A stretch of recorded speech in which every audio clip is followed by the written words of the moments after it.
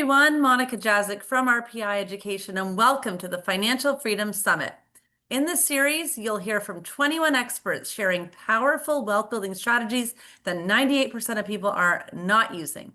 These interviews are packed with real actionable steps to help you fast track your financial freedom. So let's jump in with today's guest, Linus Woods Mullins. Linus, how are you? I'm doing fantastic. How are you today? I am so excited for this interview. I have a quick bio I'm going to read on you here, which just shows all your amazing accomplishments. Uh, Linus is a dynamic certified holistic living and wellness expert and life coach, specializing in empowering women over 40 to thrive in mind, body, and spirit. As the founder of Praiseworks Health and Wellness, she has spent over 17 years educating midlife women through coaching, ebooks, webinars, online events, digital magazines, podcasts, webcasts, and wellness retreats. Her focus on holistic practices for fitness, nutrition, and spiritual renewal has transformed thousands of lives. Linus is the creator of Wellness Women 40 and Beyond and Vibe Living Brands and co-author of Power Up Superwoman. She also publishes Wellness Women 40 and Beyond e-magazine and recently launched the Vibe Wellness Women Network, a membership program designed to inspire vibrant living for women in midlife. Linus hosts 3 successful podcasts and the Wellness Women 40 and Beyond Facebook group exceeding 200,000 members. Linus, you are the leading voice in midlife wellness. Is there anything you don't do? Well, actually, when that was written, it was 17 years, and now it's 18 years that I've been doing that. And there's aren't too many things I haven't done online. It's been an interesting journey because when I first got started doing this, I knew nothing about online media, online marketing. I knew nothing about wellness. I just decided that I was going to recreate myself at the age of 51, which is really looking back at that now, it seems crazy to do something like that. But ignorance is bliss. I didn't know. I didn't know what I didn't know. And I look back at that now, and would I do it the same way? Probably not. Probably not. But it was such powerful. It's powerful to be able to do OJT if you can on the job training, and it's also powerful to be able to learn all the bits and pieces of your business because you got the foundation to be able to evaluate who you want to hire when the time comes, or if the time comes. If you have to hire contractors or 1099s or whatever, you kind of know what you're looking for because you've done parts of that job. And so I've even built websites. I mean, you name it, I have done it. But it has definitely been a journey. I love it. I love that. And I love what did you call it? The OJ, OJT, OJT? on the job training. On the job training. That's exactly what it was. I think a lot of that comes from running like an organic, purposeful driven business. Like as you start and you kind of learn as you go what people need. I think that's kind of the new trend on entrepreneurship too. It's not what delivers things like from a monetary perspective, but it really kind of is as you finally put your ideas and your creativity out there and people come at you with different needs. You think, how can Yes. I serve my people? And oh, they'd do better by this website, like you said. Okay, I guess I could just create this or I could figure this out or Yes, exactly. I am an expert pivoter, but there are a couple of things though that I had to insist on. Whatever I pivot to, it has to lead to wellness for women over 40. It has to be holistic and it has to address the needs of the mind, body, and spirit. That was, always like I do social media consultations for people, but they have to be in the wellness industry and they have to be women over 40. I mean, and that kind of happened with COVID. So many people wanted to try to get online because they could not see their clients or do business in a brick and mortar, and they didn't have a clue as to how to do that. And I definitely knew how to do it. So a friend of mine called me who was a psychotherapist. She needed to get a website and all that. And I said, "Oh, I can do that. It's no problem." She said, "Okay, how much do you charge?" And I said, "Oh, I'll do it for free." And she said, "No, Linus, your experience is worth something. How much would you charge?" So I was like, "Oh, okay." And then she told a friend, and another friend told a friend, and it just grew to this whole business during COVID, that I had to hire someone to help me with all of it because there were so many people who were in the process of pivoting.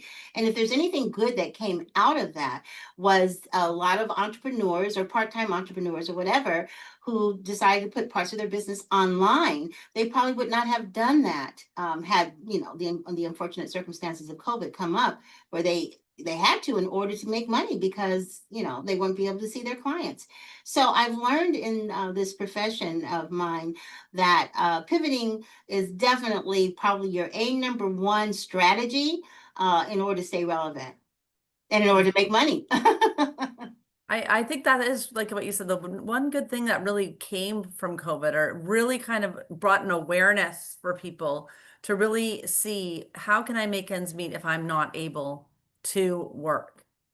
I am all for entrepreneurship for women over 40 in particular. And given the current climate, definitely in general for women, it may not be your full time gig, but it's something that could lead you to financial freedom. I think it's extremely important for you to have something that you're passionate about, that you're willing to invest in and grow and develop. That could be something full time should you decide to do it full time. There's enough of a foundation there to make money. I think it's important. I think it's empowering. I think everybody has something that can market, and everybody thinks, well, there's too many basket weavers or there's too many people who crochet. And I always say, well, you're not trying to do business with every single person who wants to wear your crocheted sweater.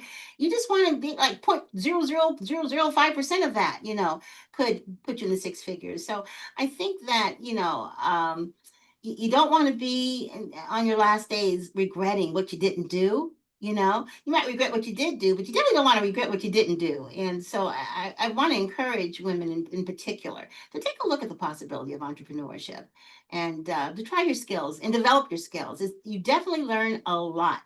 I'm one of those entrepreneurs, as I said, that um, I I think I hired a marketing consultant when I first got started.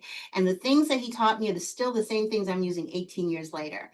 But other than that, I didn't hire whole lot of help until I started making money because you can sure spend a lot of money on consultants and coaches and everything else and not have a dime to show for it afterwards. So you have to be willing to roll up your sleeves. I don't suggest that people do it full time right away unless you have a little nest egg. My situation was a little different. I had a little nest egg, but also I was just ignorant, like I said. Well, tell us like what this, because obviously your wealth building strategy really is, your financial freedom strategy really is building a whole business for a woman over 40 that is more health based Mhm. and healthy living. What were you doing to build wealth before you got into this industry? You mentioned you started at, was it 51 years old? 51 is when I walked into my boss's office and said, I need a break. I've been diagnosed with anxiety disorder and I need to take a sabbatical.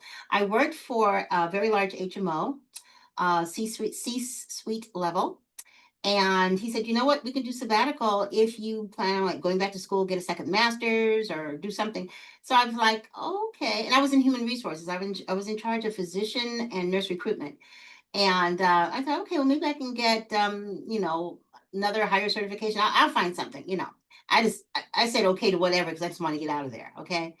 So fast forward about 3 or 4 months later, after going to therapy and also being on medication, I thought, first of all, I don't like this medication. I don't like what it's doing to me. I don't like what happens when I run out and I have my husband run out in the middle of the night to go get the medication because that sounds like addiction to me. I don't like that feeling.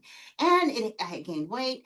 So I thought, you know what? I'm going to start doing research to see what else can be done. And so that's where I kind of found the mind body spirit movement and kind of built from there. But I had a whole nother set of skills. But interestingly enough, I will always be grateful to corporate America because it gave me a wonderful education that I was able to transfer into building a business. There were some things I didn't know about, like I didn't know what a profit and loss statement was.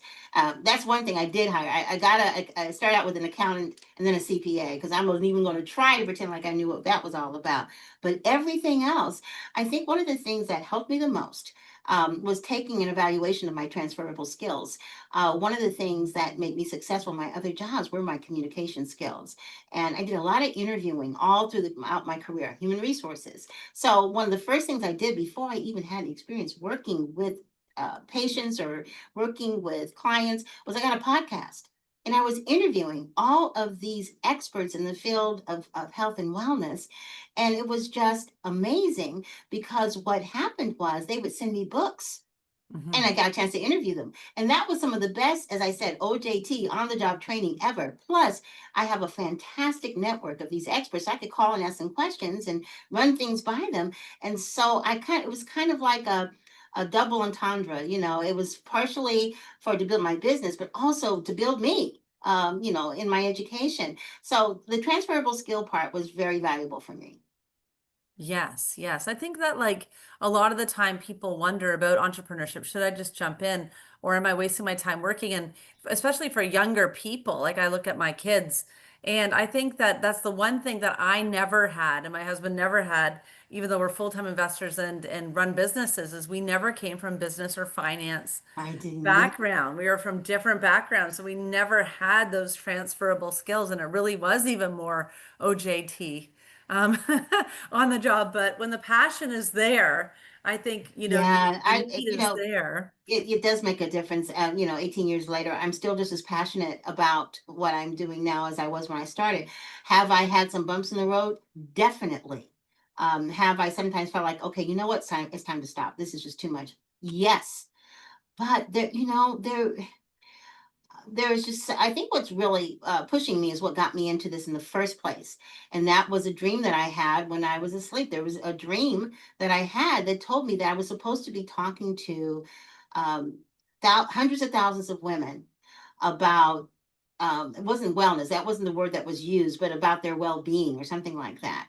And it was very graphic, and I cannot remember the details now. I couldn't remember the details the next morning, but the feeling it gave me stuck with me.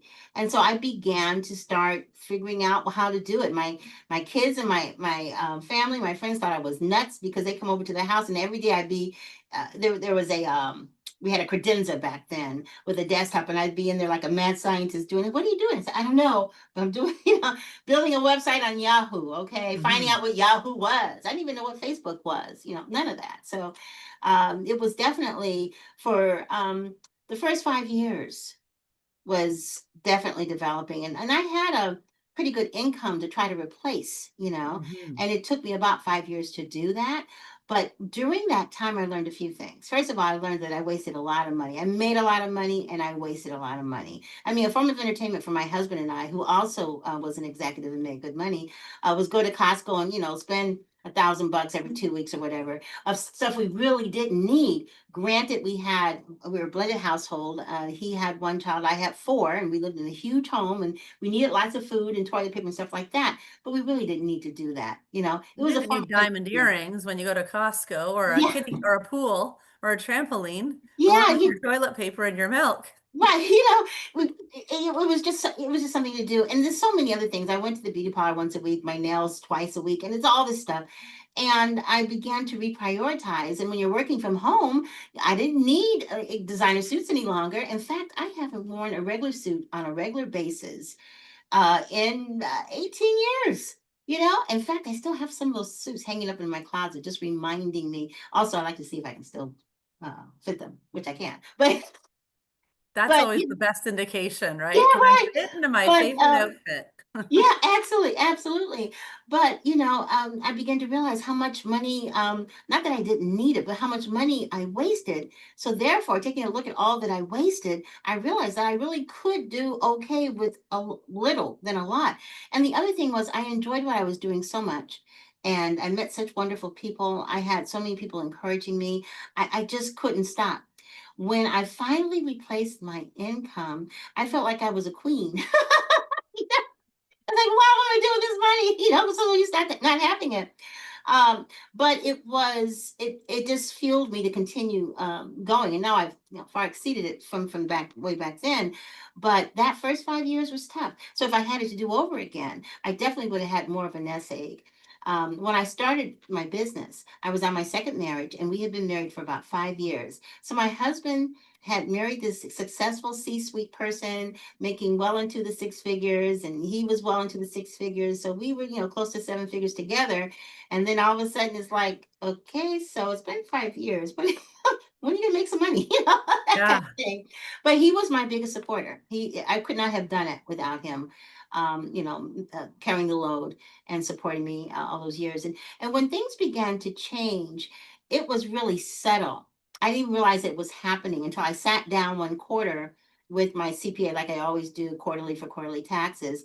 And he was like, Linus, do you know how much money you've made this quarter? And I'm like, well, I think I did pretty good, but it became so much more than about the money. When it becomes just about the money, you become vested in the outcome. And when you start becoming vested in the outcome, it's a whole nother kind of psychological, I think, disadvantage, because when the outcome doesn't make it, you become deflated, and then it's that much harder to get remotivated. So I would just basically say that I was saying, throw it against the wall to see what sticks. Not quite that bad, but still put the stuff out there, go to something else. Do that project, do that collaboration, develop that brand, promote, go to something else. And that's what was happening. And all of a sudden, the seven streams of income that I had activated all started coming in Hmm. bit by bit. And it added to a lot of money. And I really wasn't looking at it that way. Yeah, I knew what my bank account was, but what I finally I knew I was paying myself. So I was just thinking about how much I was paying myself. I wasn't thinking so much about what was in the business account and everything else. I just wasn't looking at that. Well, that was not my main motivator. My Hmm. main motivator were the testimonials I started getting, and the exposure I started getting, and the TV programs I was on, and the media that I was getting, not social media, but magazines and newspapers and things like that. That's what really kept me going. But actually, when I look back at it, if I was really paying attention, I could see that it was kind of what do you call those things? A tsunami effect. It started out small and it was all like this, like, whoa. In fact, it's interesting because when the money starts to come and the success starts to come, you've got to be ready for that. I Hmm. remember the first national magazine I was in. And some of the best advice anybody gave me was, Linus, you better be ready for your back office. Your back office needs to be ready for the onslaught of inquiries and just people hitting your website. Like, no, you're all this, that's fine. She says, Linus, I'm telling you, you need to be ready. Well, of course I didn't listen. And sure enough, I had to hire somebody part-time just to answer the emails. And I had to have my web guy go in there and do some quick stuff real quickly because the website was crashing. But you say you want to be successful, you want to make all that money, but you have to make sure you have the infrastructure to support it. Yes. So it was like your dream of reaching hundreds of thousands of women all of a sudden came at Yes, I was not last. prepared. I was so used to that not happening that I was so like vested in the outcome or not vested in the outcome that I really wasn't expecting that. But the second time I was in a national publication, which came about a year later, I was ready. Yes. And the and the reaction wasn't quite the same as the other, but I was still ready, just in case. So, you never know. I don't have even if you have a crystal ball, I don't know if folks believe in that or not, but that wouldn't help. You just never know, but you want to be prepared, but you also want to be prepared in a way that doesn't set yourself up for disappointment. Hmm. But you also handled it. Yep. Yeah, which is amazing. Like you're like, okay, it will happen. I'll deal with it when it happens. And I think a key word you said before was pivoted. But another key word you said, which I kind of want to get into here, which is really important, is you have this amazingly successful, passion-driven business for women's health over 40. Hmm. And you mentioned seven streams of residual income. Yes. So I'm wondering if you can kind of tap in. I always revert back to the same thing, One Wealth Building saying people always need to create seven streams of residual income or even more, just so if one well dries up, another one might still be flowing, or maybe they're all Yes. flowing, or Yes. That's can you true. can you explain Wellness more is about that? seasonal. Wellness is seasonal, and online marketing is seasonal also. During the summer months, people aren't online like that. And people during the spring months are trying to get ready to look cute for the summer.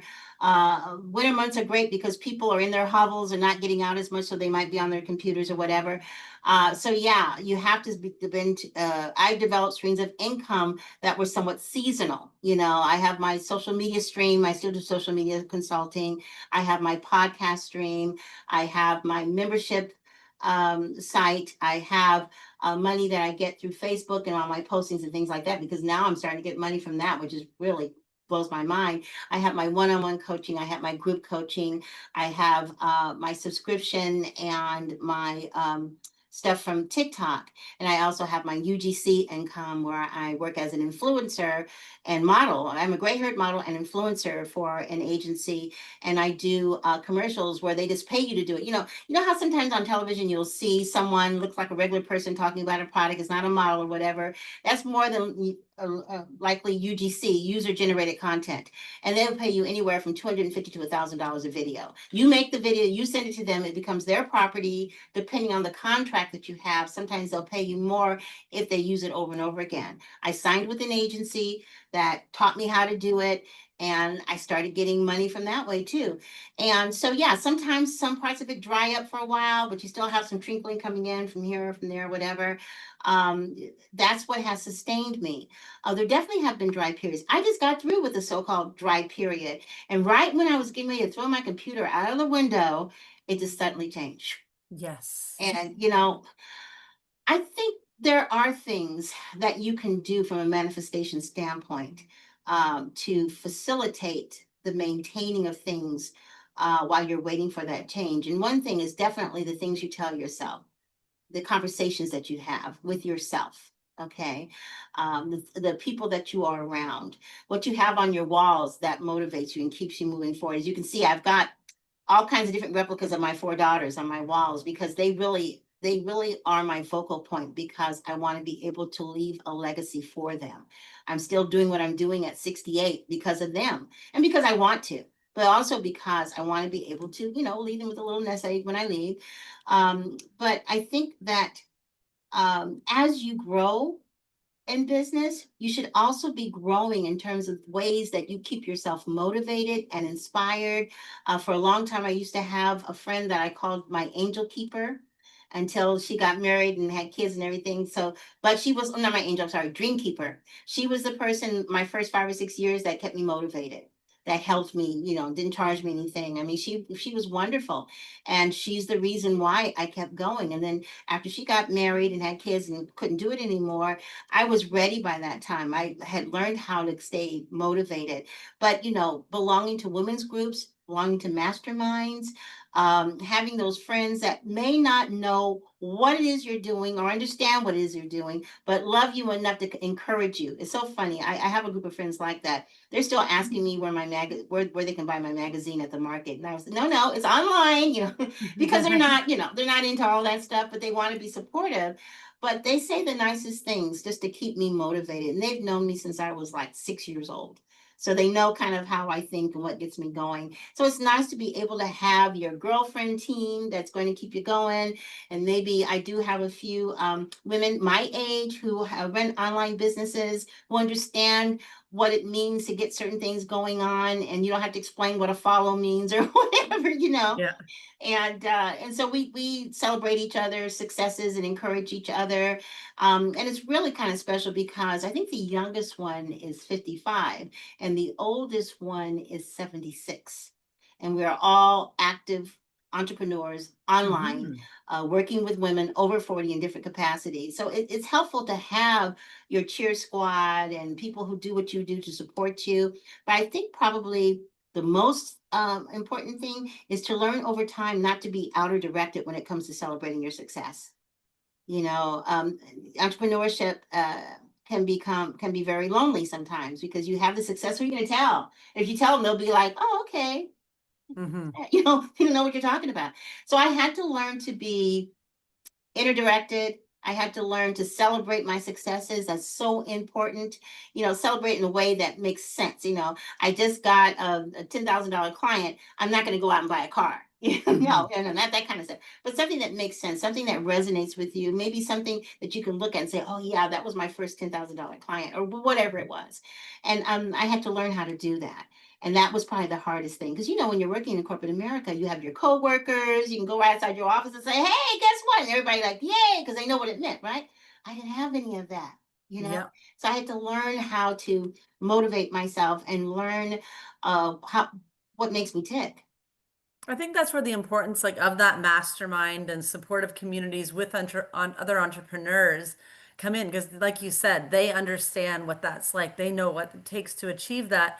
where the people, a lot of the people from before who know us and love us and they don't live that reality, they just don't see that way. So it can be quite lonely in that regards because it's not like if you had a standard 9 to 5 job, say if you're a school teacher or a nurse, people know how that works and they'll Right. ask you about that and ask you about your achievements and you'll tell them what you're doing and they'll be able to understand that. But with Right. entrepreneurship and all these sort of things, a lot of people just, and especially with things changing so much and being dynamic, like, well, now I'm doing this and now we're doing this. It really is a totally new dimension. You're lucky to have those female entrepreneurs and mastermind in your circle. Like RPI education would not be RPI education if it wasn't for all of our experts and all the amazing people like that we get to work with from different sort of wealth and coaching and health. Now, I'd love to include you part of RPI here, like health Oh, experts and wellness. This is really what matters. And it is 68 what years matters. old, I'm not sure if I still believe you. 68, you look like you're 38. Well, Um, 60, I are just all turned the women in your 61. group as like healthy and dynamic? Because I don't see You health, know, it's health and wealth interesting. really are related, aren't they? They are. And it's interesting. The entrepreneurs I told you about were different ages and stuff. They all look good. They do. And I think being an entrepreneur and, working with the over 40 group, you do want to be aware of your image because they're looking to you. You're telling them to do all this stuff. They're going to be looking at you as, okay, you must be doing it because look at the way you look, that kind of thing. But it's interesting. I do tell my age when I'm working for because I feel like I'm my branding. Okay, I do. You But really are your when own I brand. yeah, but when I'm in a whole completely different thing, not working and in a cocktail setting, whatever, with women my age, I don't always tell my age Hmm. because I get a little embarrassed. um I basically am a humble person. I don't talk a whole lot about my achievements and stuff like that. People don't understand it anyway. I got used to not talking about it, but I've always been that kind of way. And so I found, and I that when I do tell my age in a mixed group of women who are my age that aren't doing what I do, they're kind of like, okay, you know, because we're the same age, but we don't look the same. But the reality is there are different kinds. 60 is the point. There's different looking 60s. You got 68 that looks 80, and you got 68 that looks 40. I mean, it's all across the board. And the 68 that looks 80 is happening less and less and less, but still you've got those different groups. And I would say that if you are an entrepreneur and you want to represent and look like success, you've got to take good care of yourself. You don't have to be doing wellness to take care of yourself because Hmm. people look at, especially women, part of being successful and the way in our society in terms of what they look at is a woman that's being put together. I'm not saying that's always fair, but that's the truth. That's the Yes. truth. You Well, you have to feel do what better when you're put together. that's Yeah. right. That's right. Mhm. So, it was interesting because one of the things I thought would be such a slam dunk when I first got started was to work in conjunction with life coaches. Hmm. Because what's the point of inspiring and motivating people and doing all this stuff, rah rah, sis, boom, bah, about, you can do it, and the person's unhealthy. Hmm. They're obese, or they have type 2, or they just overcame cancer, or they have anxiety, depression, whatever it is. How can they possibly leverage what you're telling them if you don't Yeah. have that component, right? But it's like, oh yeah, yeah. Well, I talk a little bit about nutrition, drinking water and stuff like that. And I'm like, okay, sometimes we just don't get it, but it is so important. And by the time you get my age, it really does add up. You Hmm. you can't turn back the clock, but you can certainly slow it down by Yeah. taking better care of yourself. And I think that every entrepreneur should have a self-care plan because there's Hmm. nothing worse than being too sick or not feeling well enough to spend the money that you've made to enjoy the lifestyle that you have achieved as a Yes. successful entrepreneur.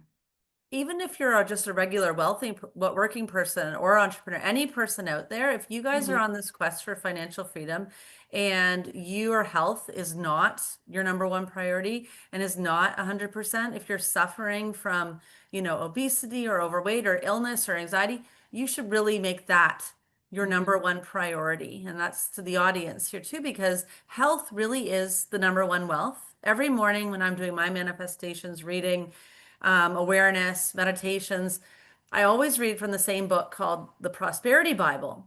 Mm. And it's a compilation of different readings like Think and Grow Rich and some great mental science pieces I recommend. It's about 2,000 pages. It's the size of a phone The book. If anyone Prosperity remembers what a Bible. phone book is. But it's a wonderful book. But one thing in this book, if you want a cheerleader, rah rah, anyone can do it, sis boom boom bah, this is what the book is. But the book also clearly states the only exception that can stop you from achieving great wealth in this world is poor health. Mm. And it's impossible to achieve great wealth with poor health because an unhealthy life is not a wealthy life. That's true. So, And also, with the on the same token, is achieving wealth and you're healthy, and then in the process of achieving it, you became unwell. You know, yes, that you happens have to sometimes stop if too. that's Yeah, happening. yeah. Because in that case, you went back when you started out talking about a giving mentality. I love that. I'm a visual thinker, so I'm picturing you in your little hutch going all creative, like a little bit of mad That's scientist. exactly what I was But I doing. know what that means. Like I remember Tony Robbins explained that once. He was at a resort and he just wrote for 3 days straight. He couldn't read any of it. But 3 days later, The Date with Destiny or whatever that really powerful book, Unleash Your Power Within was formed. It's like sometimes almost the universe speaks to us and through us, and you're almost like a channel.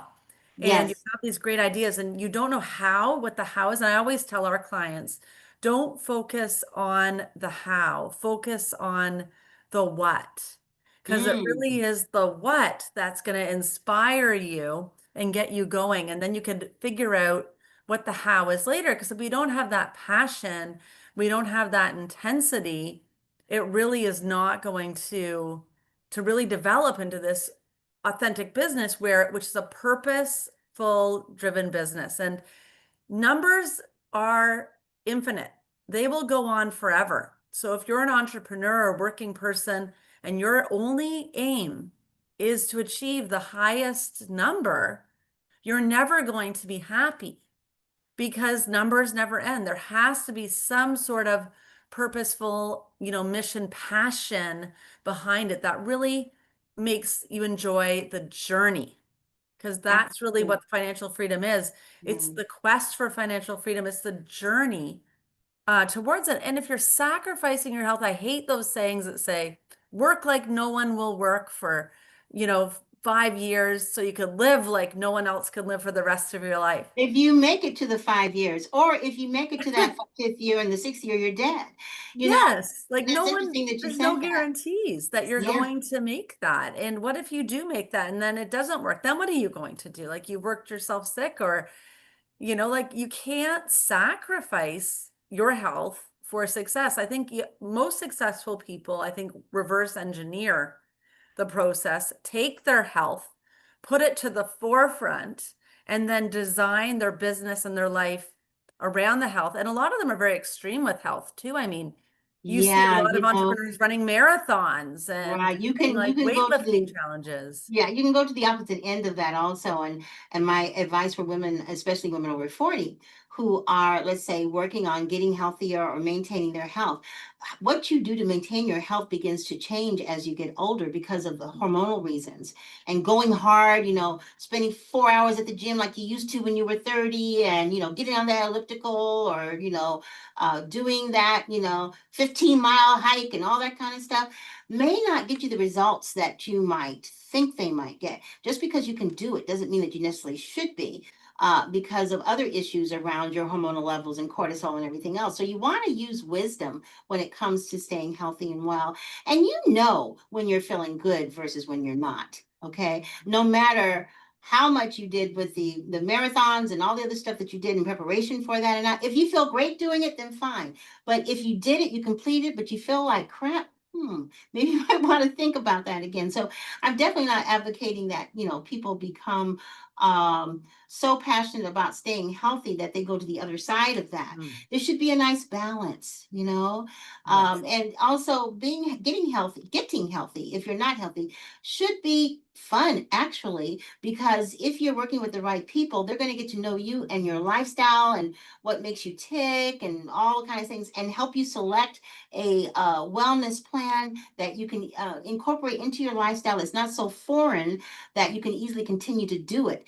Mhm. Sometimes people say at the beginning of the year, okay, I'm going to walk, 10,000 steps. I'm going to ride the bicycle every day and I'm going to do sprint training. Well, okay. The person who's saying this has never had a bicycle in their life. Okay. So they're going to learn how to ride it and like it, right? And then the strength training, they really don't like lifting weights. They've never liked it, but they're going to do it. The only thing that might have been really resonating with them might be the walking. And that's okay. That's okay. You don't have to do all the things, but whatever it is you do, make sure it's something that you enjoy doing it. Just like with your business. If you enjoy it, that's fantastic. We only have so many hours in the day, so why not go ahead and do things that we enjoy doing? Absolutely. The key indicator for health for me, what I always put in my manifestations all the time, what I always aim for, is to be able to operate in peak performance and have my physiology adjusted. And what I think this means to me, and I'm wondering what you think of this, and I hope the audience could strive for this, because this really is my goal, is it's not normal to be tired. Mm. It really isn't. You should not be tired, and lethargic and unmotivated. You should not be scrolling online. These are things that add to your lethargy and your Mhm. fatigue and overeating and all these sort of things. I think if your people understand what it is they're supposed to feel like, at what level they're supposed to be operating, it really should be very, very alert. So no brain fogs. I know those are another things that women, as you go through these hormonal stages, experience brain fog, fatigue, lethargy, unmotivatedness. This is where really I think people, rather than worried about how far they can run or how fast they could do or how much they could lift, really pay attention to how do you feel during the day, getting up early, um, going to bed at a reasonable hour, obviously, but in between those waking times, can you go 100% pretty much the entire time, and really enjoy your life with that energy? Because I hate feeling tired. That's when I know that I'm burning out or I have to do some sort of adjustment or check in with I'm glad you myself. mentioned the burnout thing. I'm glad you mentioned that because that is a real deal, especially when you've worked so hard to get to a point and things are going well and you're too burned out to enjoy it. That's another reason why having a balance of taking care of you and having a self-care program is so important. I do agree about being tired, and that's really interesting that you said that because right around the time when I was feeling burned out, which was maybe about 3 or 4 months ago, it happens about once a year. Where, Hmm. at this point, since it's been so long now, about once a year that I question, well, do I want to continue still doing this? But a lot of times, the reason why those things come is because I haven't maintained the balance. I've been working too many hours. I've been handling too many projects. I haven't been setting my boundaries, that kind of thing. Yeah. But when I realized that, it began to turn around, and now I have energy all day long because I have set my boundaries. I've kind of readjusted my workout regime and my nutrition program because these things change as your circumstances change. And your circumstances could be your hormones, it could be a new husband, it could be downscaling your home, it could be grandchild, whatever. So as these things change, your self-care plan needs to change with it. Okay. Sometimes trying to incorporate the things we've already done when all these other things are changing, that can be stressful. And the number one thing that is really a killer ultimately for women in particular is chronic stress. It is Hmm. a killer. And I really do believe the majority of us have a couple of things going on. The majority of us are suffering from inflammation and we're suffering from chronic stress. And Yes. both of those can be turned around very easily. There's just a few tweaks here and there, and you can turn that around. But you first have to be willing to maybe look at things a little differently and reset the boundaries because times have changed. We're a work in progress. Things are always changing. It will never be the same. And probably what helps to slow the aging process and keep you engaged is being willing to embrace change, being willing to pivot and not just, no, I want to do, Yeah. that's exhausting. Hitting your head against the wall, trying to push a brick wall a certain way, and it's just not budging. And that's not to say there's nothing on the other side of the wall worth pursuing, but maybe you want to use a different method. Maybe you want to use a different route to get around that wall instead of the way you always have. So Hmm. being in tune with your body, really knowing your body well enough to know when it's time for you to make a change, when it's time for you to maybe upgrade your workout, downgrade your workout, stop eating beef, start eating beef, whatever it is. Really Hmm. being in tune with yourself. And the only way you get in tune with yourself in that way is balancing your business thing and your health thing because you're in tune. So many times we get so preoccupied with the success thing, especially when things get successful. We kind of say, put that on the back burner, I'll do it later. My fear always has been, and I've seen this with women, by the time they reach back there to deal with that, there's so much going on that they didn't address. The next thing you know, that becomes their focus, and then their success begins to slip. So, Yes. Yes, you are so right. Achieving balance, which we never exists. Every day is no. different, but it really is just kind of trying to manage the days, and operate in that peak performance level, managing your health, well, managing your best life too. Like for these all these amazing interviews, I get so much energy from Mhm. this and I interviewing bet. all my new friends and old friends that I'm meeting here for the for this financial freedom summit. And it's great, but I'm doing things outside my normal perimeter, like that I don't normally do. And as an entrepreneur, that's okay because I'm excited and I plan to do that. So I love how you're right. You have to take that assessment of yourself and be like, yeah, like I am going to work super duper hard for these 4 days, and I'm going to reward myself with 2 rest days here where I'm going to make sure I Absolutely. get these extra sleep, make sure I kind of take it easy and I know what's coming. And I think that mental, like, that prepares you, really kind of helps you really stay in check and plan a nice imbalance tweak. Because balance does not exist. So we're always achieving, trying to get balance and make everything perfect. I have 4 kids. You have 4 kids. This balance thing, we know that's impossible. No, maybe that's the wrong Family word and to everything. use. I think you definitely have to check in with yourself to see how you're doing. And many times we get so busy, we don't check in with ourselves. And I think that's pretty apropos for the 20 somethings and the 30 somethings. They don't need to check in with themselves. They're just, blah, blah, blah. But when you get into the 40, 50 range and hormones and everything else are going on, you do need to check in with yourself to see how you're really feeling. Don't make Hmm. the assumption that you're feeling some kind of way. Don't wish it into being because you probably aren't feeling that way. So Yeah. checking in with yourself and then dealing accordingly is so important. And sometimes we get so into all the things that we're doing that we don't stop and check in. And I'm glad you mentioned rest because there's nothing wrong with resting. It doesn't mean that you're less than or that you're lazy or that you're not focused or that you're not working hard enough. It means that you're wise. you know, Yeah. we're not machines. We do need to rest. You And need your 8 hours. You need 8 hours and you that's need right. You that need to good have that rest. sleep that is so important because that's the only time in a 24-hour period that your body shuts all the way down and does cellular repair, digestive process, all of that stuff. And if you're not giving it enough rest, it will show eventually. If you're Hmm. caring about the way you look, there's no amount of makeup and even surgery Hmm. that's going to change the fact that you're not feeling good. And I know Yeah. surgery, everybody's talking about Kim, not Kim Kardashian, one of the Kardashian, the mother. I guess she had some kind of new kind of plastic surgery, and now she looks like her own daughter. She looks like What?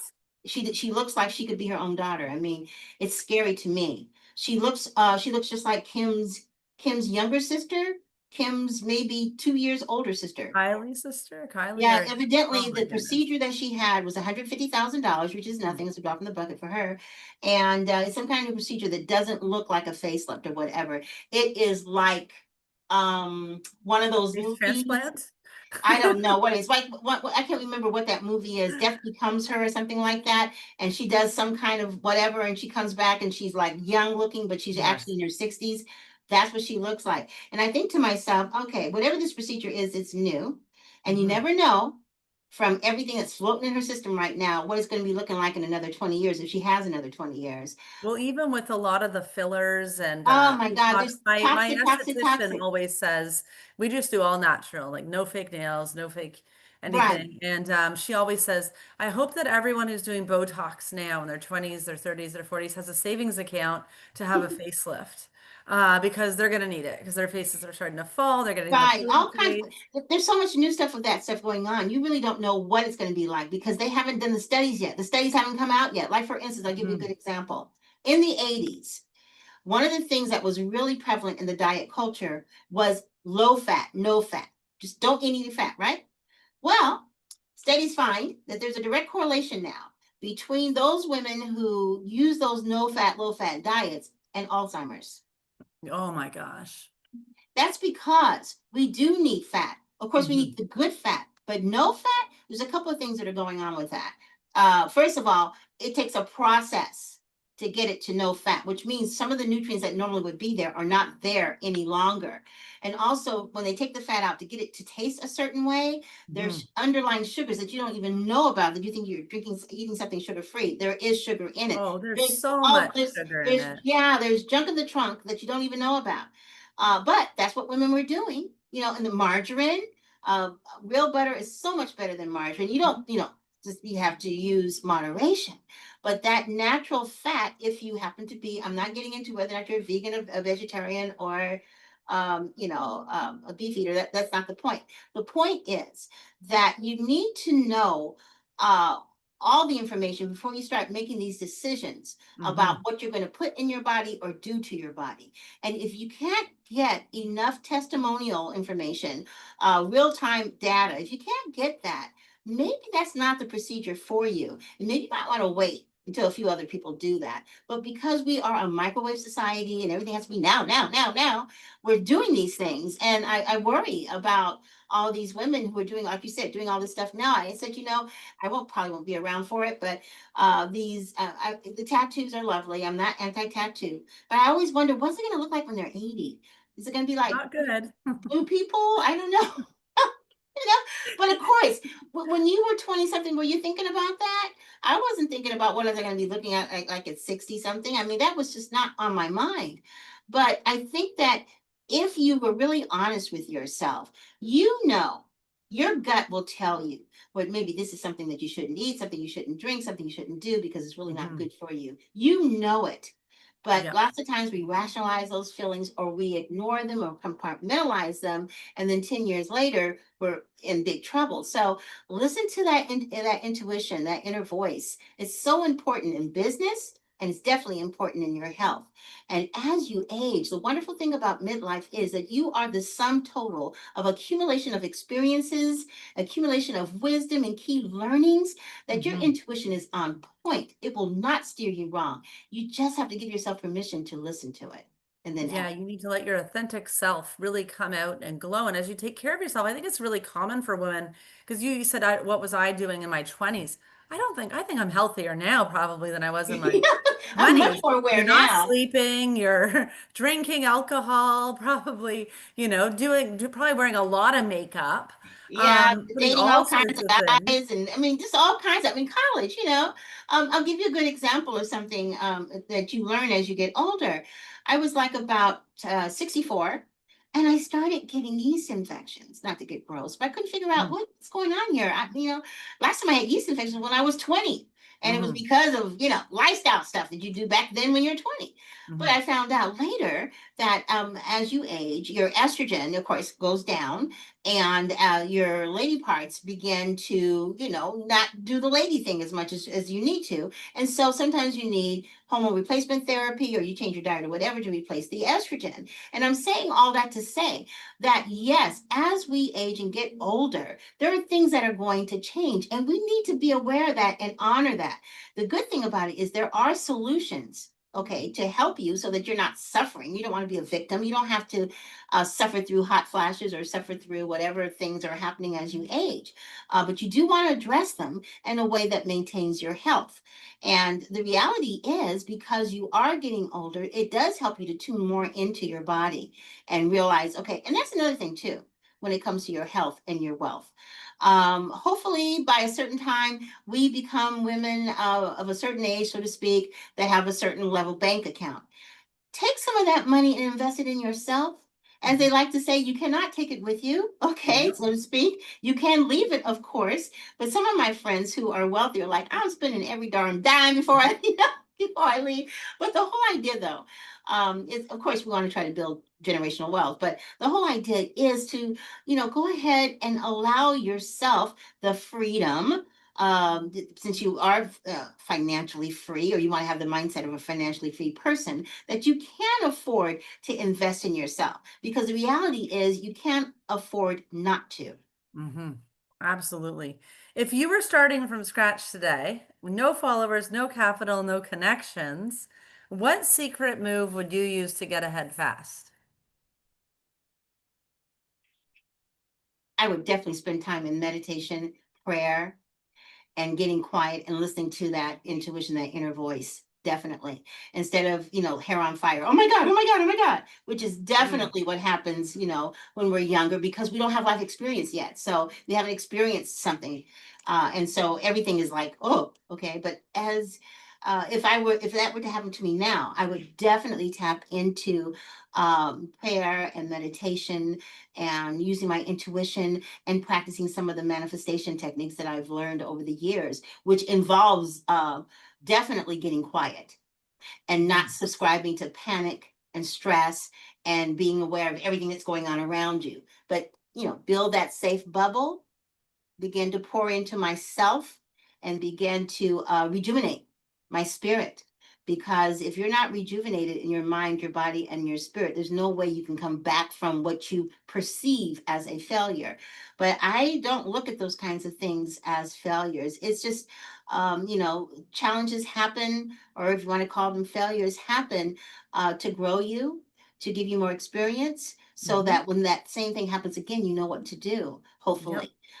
It definitely gives you resilience, which is what you Mhm. need as a person in business. You need resilience because things, quiet as it's kept, things are not always gravy all the time. Even Jeff Bezos, I'm sure, has challenges, Mhm. which I don't know. Um, how many movie theaters to buy? I don't know, whatever. But even, Well, people can get to the top, and when people are looking at financial freedom, what it is, and lose it all. oh yeah, And that's why because it always has to be more than what you have, more than your right, possessions, more than identifying yourself with. And when you're the world's richest person, that is, it can also be a stress, like being a best athlete and you're number one spot. Everyone's always coming for your spot. And you got to be okay with that. Like it can't that's be from that true. point of ego where it's like, oh, I have to be the best. Because then your need really isn't met. Wouldn't true freedom be able to accept that you're happy with what you have? You're not Right. the That to me is the most best. healthy thing, talking about Mhm. enjoying the fruits of your labor. But I believe no matter how much money you have, it's all relative, because money is nothing but energy. That's all it is. Mhm. And you could be at the top and, and generate a high level of energy, and something could happen. And just as quickly as you made it, there's nothing worse than slowly watching it drain out of your bank account. And then one day you get out and you're like, oh my gosh. But if you have the right attitude about the fact that money is energy, and you have the right attitude in terms of being inner directed instead of outer directed, you can rebuild again. Because the good thing is, if you did it once before, you can do it again.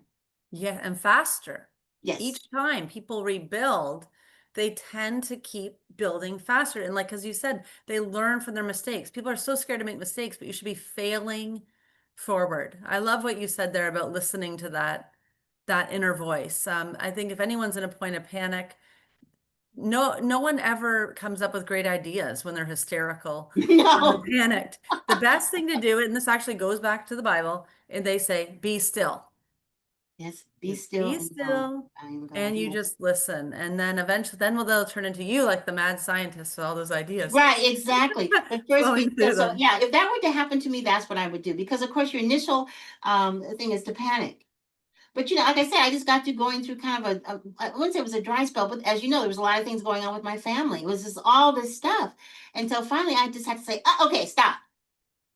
and go into my little hovel, my prayer room, which this is my office combination prayer room, and just be for a minute and reconnect with me and begin to kind of reprioritize and take things through the filter, what's real and what isn't, because sometimes we can get so into our heads that everything is an A1 priority.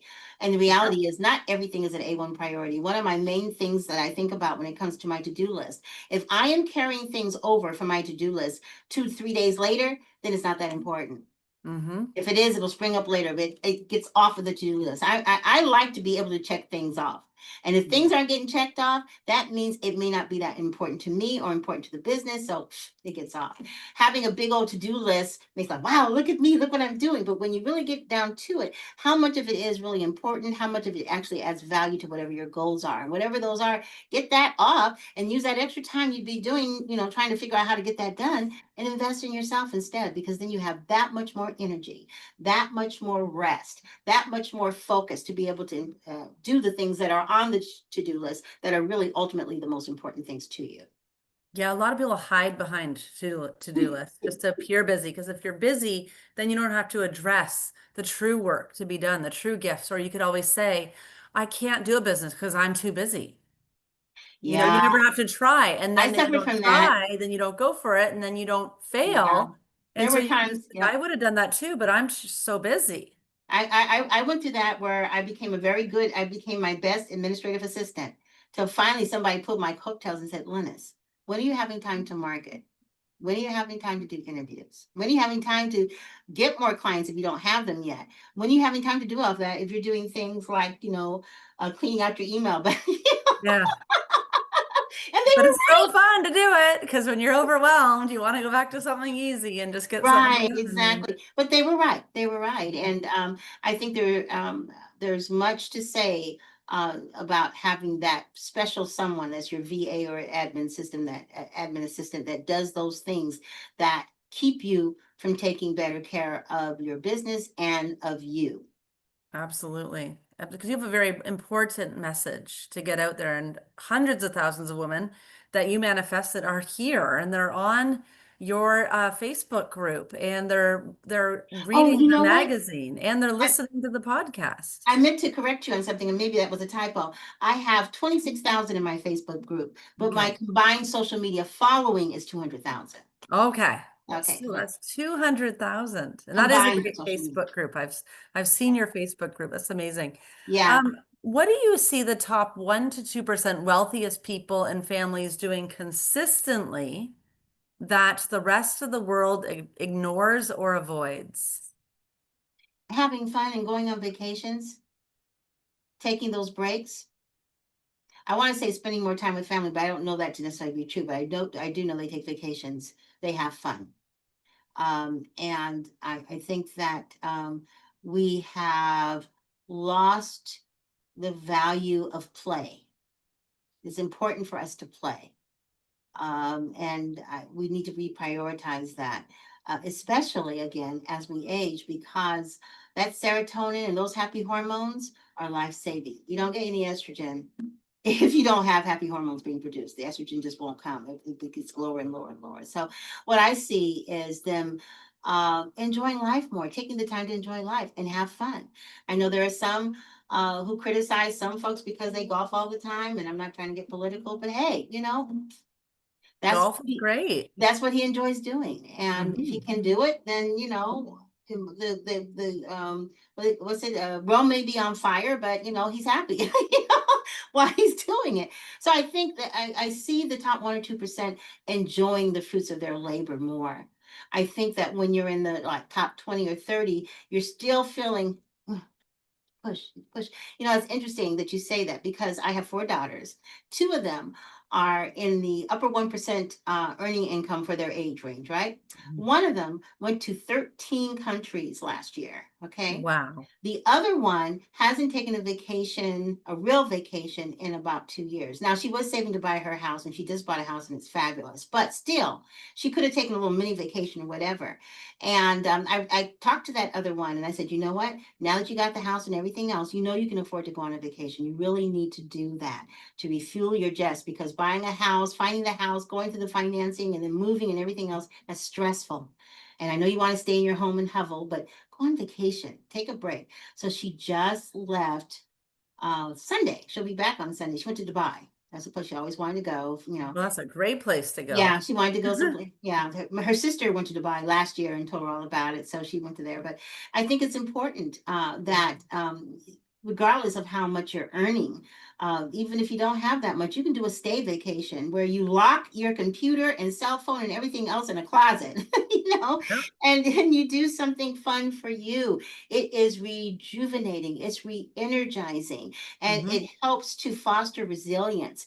If you are just continually working, I know that the first 5 or 6 years of my business, I was afraid to be away from the computer. Hmm. I don't know why, but You're you not know, creating a business for yourself then if that's, yeah. right. And I was also afraid of the perception. Well, she's not making money. Why is she taking a vacation? You know, that kind of thing.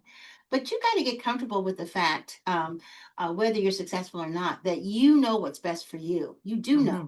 And you need to go ahead and do that, regardless of what other people are telling you, because And you if you are live a the life captain. like you want to go on vacation, you're actually making it happen. And it's like the business will come, the money will come if you're sometimes showing the lifestyle, that you want to lead. I know someone who had a Absolutely. business coach that actually told him, okay, this is your first assignment when you're designing your business. You need to go on vacation for 1 week once a month. Okay. Good. I am so glad Then, you said then that. he told them, but listen to this, that was crazy. And on one of those months, you have to be gone the entire month. So for 12 months of the year, 1 month he's gone, and the other 11 months, he's away on vacation once a week. And that forced him to design a business basically that you can run Accommodate that. and You with know, that freedom in your life. I tell you, when I got to that point where I felt like I could, I have done something very similar. I usually am gone from my business about 2 to 3 months. It's still running itself. I still check in, but I put things in place, and I do what I call grandma travels. I go and I see my grandchildren in Las Vegas, my grandchildren in Texas. I go and see my daughter in Miami. I see my besties from college in different parts of the United States. I just stay gone for 2 to 3 months, Mhm. and I've done it one year. I did it twice. I only actually worked in my office for 6 months. And actually, the business did better while I was gone. I was like, okay, maybe I should just drop out, Yeah. but I set it up that way, but I also set the intention. I set the intention. So I'm glad that other coaches are telling that, because I mean, it is kind of scary to build your business like that. But I mean, nothing from nothing leaves nothing. I mean, if you're just starting out, why not build it that way? It makes sense. I did not build it that way, but when I got 65 and I was still working, I was like, okay, something's got to give, because I do not want to be working the same amount of hours as hard as I was working when I was 30. Not because I can't, but because I don't want to. Hmm.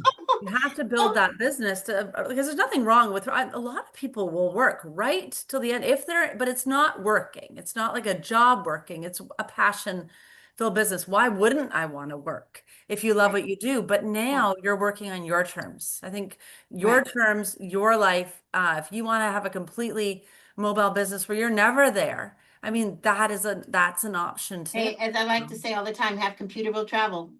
you know, Yeah, yep. Or have that team built out, that's for right. you, and you've created all the product, the systems. And I just also wanted to mention that you are your best brand. Like you look amazing, you are Oh, thank beautiful, you. but most important, your glow, you could tell that you really are that health and wellness person, and you look like you. Thank Yes, God.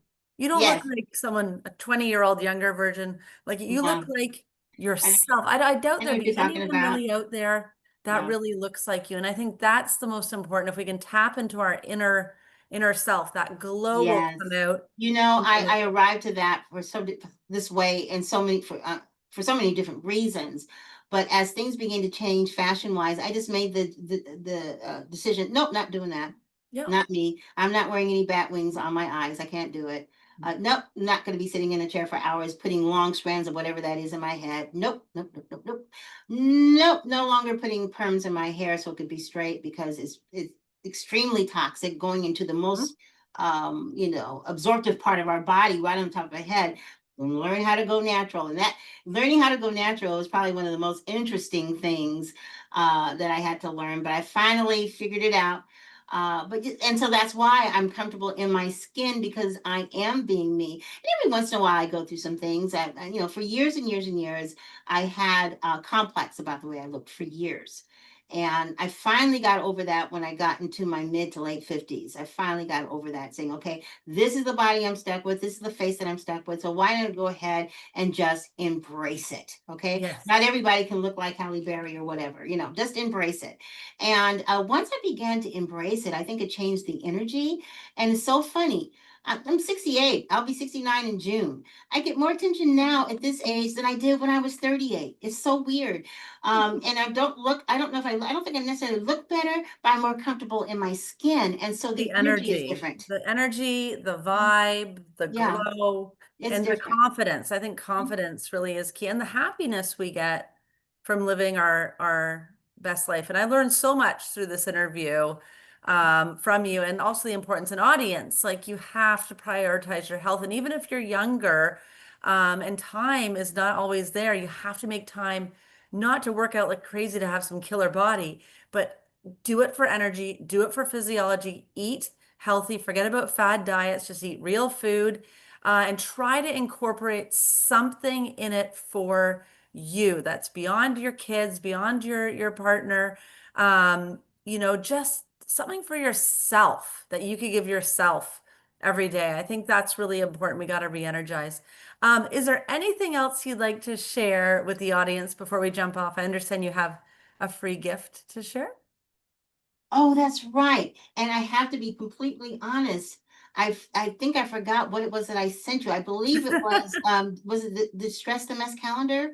I cannot remember what it was. Or no, I think it was the Aging Gracefully book, I believe. I I think think it was the Aging Gracefully book. yes. It's an ebook that I wrote that really breaks down a lot of different recipes that you can use, that you can make at home, that can help you slow the aging process in terms of your skin, because your skin is your first line of defense.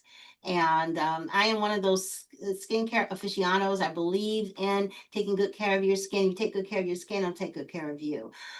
We all have genetics and everything. I get all of that. But regardless of genetics, you want to take care of your first line of defense. So there's all kinds of recipes for scrubs, for masks, for natural cleansers. What else is in there? I'm trying to remember exactly what it is. I have several free downloads, but I remember now that I did send that to you. So anyway, I hope they enjoy it because there's some great recipes in there. Yes, well, I'm going to read that book for sure. Thank you. You're And welcome. audience, that's link to this amazing gift is going to be in the body of this email where you receive this video and you're watching this video. So go back to the email and click on that link, male or female. We all have skin. It is our largest organ, and we all need Absolutely. good skin. But thank you so much, Linus. This was so Yeah. fun. Thank And you. thank you, audience, for tuning in. Make sure to check your inbox tomorrow, where you'll hear from another expert sharing a powerful wealth building strategy to help you fast track your financial freedom. Thanks, everyone.